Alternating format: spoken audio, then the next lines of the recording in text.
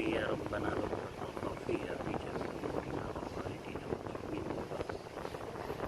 Bapak Ibu sekalian, pada pagi hari ini tanggal 1 Ramadan kita seakan-akan diingatkan kembali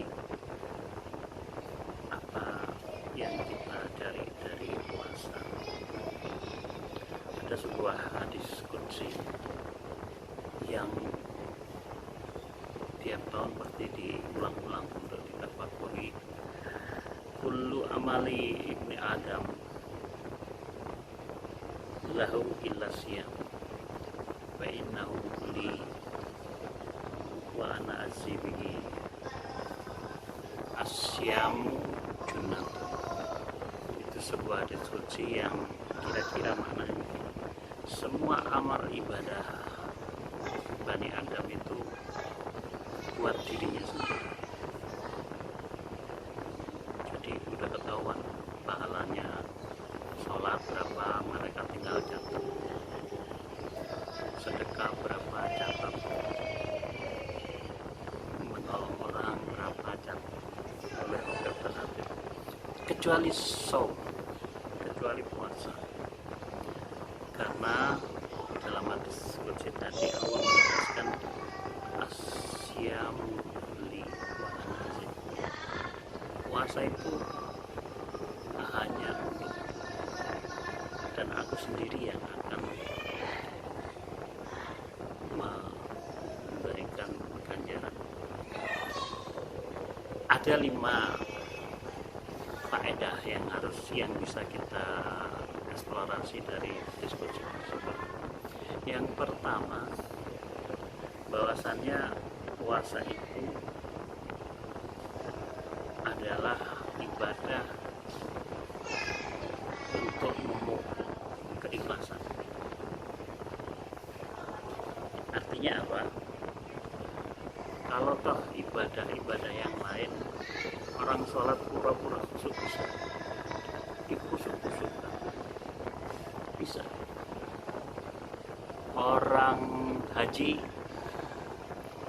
disoleh-solehkan pakai perayaan dan sebagainya, bisa. Pulang dipanggil Pak Haji, tapi diterima apa enggak urusan nanti, yang penting udah berangkat haji. Orang sedekah pura-pura ikhlas juga bisa. Wah, shooting ngasih infak, tetapi puasa enggak. Puasa tidak bisa. Masuk kamar sendirian, makan, minum, terus keluar pura-pura loyo, lemes, nggak bisa. Karena hakikat puasa itu adalah hanya untuk Allah. Wa ana azibihi. Itu yang pertama. Dijauhkan, dibiasakan dari sifat riya. Yang kedua, puasa itu ternyata di agama-agama yang lain, ya,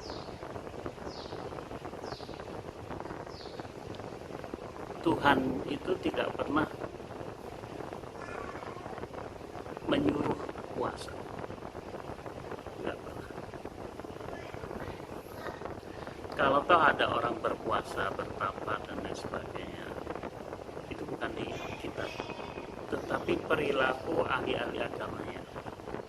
Jadi puasa di umat-umat yang lain itu tidak, umpamanya umat agama Buddha, Hindu, tidak semua orang berpuasa, hanya pendeta-pendetanya mungkin. Di Kristen sama. Tetapi khusus untuk puasa, semua kalangan wajib, baik dia ahli agama, baik dia orang awam, harus berpuasa. Kalau di agama-agama yang lain, puasa itu tidak, hanya khusus bagi pemuka agama. Kemudian yang ketiga, puasa itu pahalanya nggak akan bisa diganggu. Karena Allah sendiri yang ngasih balasannya. Jadi kalau orang beribadah yang lain kayak sholat, kemudian tiba-tiba ada orang dengan hak-hak Adam menggugat dia karena dia punya utang, dikurangi pahala sholat, dikurangi pahala zakatnya, dikurangi pahala sedekahnya dan sebagainya. Kecuali puasa nggak bisa digugat karena hanya Allah sendiri yang tahu itu mana.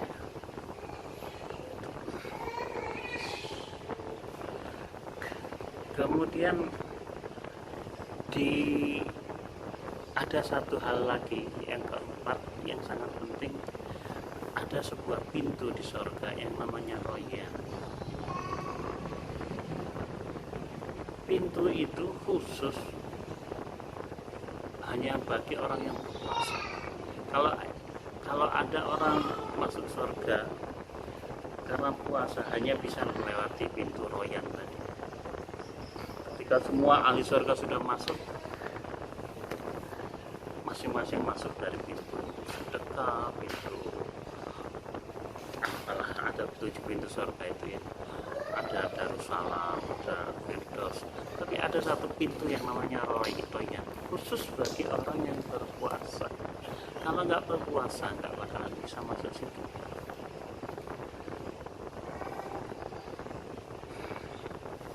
Kemudian yang terakhir, yang kelima, yang bisa kita ambil hikmah dari asosial ini, bahwasanya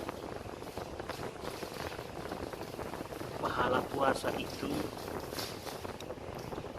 sangat agung dan besar dan tidak terbatas. Sebagaimana difirmankan oleh Allah dalam Al-Quran ayat 10, innama yuwaffas sabiruna ujurahum bighairi hisab. Sungguh kami akan memberikan pahala bagi orang-orang yang bersabar, pahala yang gak ada batas. Sampai bayangkan ya, kalau orang sholat ada pahalanya, khusus untuk puasa nggak ada batasan. Sehingga sebesar apapun dosa itu, kalau orang itu berpuasa, karena tidak terbatas, dosanya akan diampuni. Maka di man shoma ramadhana imanan wa ihtisaban ghufira lahu ma taqaddama. Orang yang berpuasa begitu datang bulan Ramadan, ghufira lahu. Makanya kita harus berbahagia dengan datangnya Ramadan. Kenapa? Karena ghufira lahu tadi, ma taqaddama min dzambi, dosa-dosanya semuanya akan diampuni oleh Allah. Makanya wajib itu. Makanya dalam sebuah hadis diungkapkan awal puasa itu 1/10-nya bulan Ramadan itu adalah rahmat. Kenapa? Dosa-dosa diampuni.